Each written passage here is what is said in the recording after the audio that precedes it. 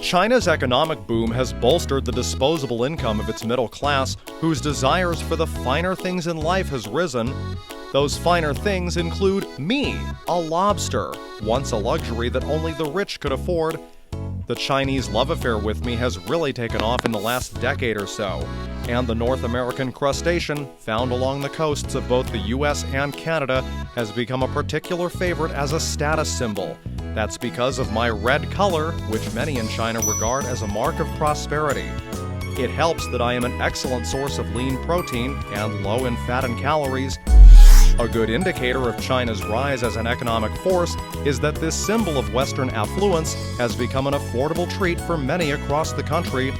The Chinese market has proven to be a godsend for U.S. producers at a time when output was high and prices were falling. Sales expanded rapidly. In 2010, China accounted for just about 1% of exports of American lobsters by value. 6 years later, that figure had risen to 15% and stayed that way for a while. That was until 2018, when President Donald Trump launched his trade war with China, complete with new levies on billions of dollars in goods. The Chinese government retaliated with a 25% tariff on U.S. lobster imports in July of last year. As a result, Chinese importers felt compelled to turn their backs on the ever more pricey American lobster. It has since all but disappeared from markets in China, once its second biggest destination. The U.S. state of Maine, America's lobster capital, has seen its exports drop by 84%. Maine lobster business in China had looked on course for a record year in 2018.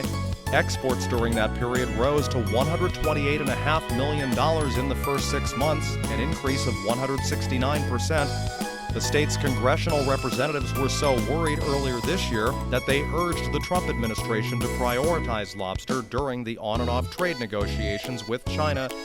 Experts say Maine may never recover its previously dominant position in the market, whatever the outcome of the negotiations.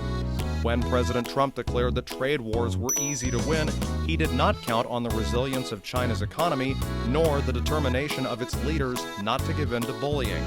Lobster farming is a tough business that requires a fair amount of patience. U.S. producers will require a lot of that if they are to recapture their share of the Chinese market.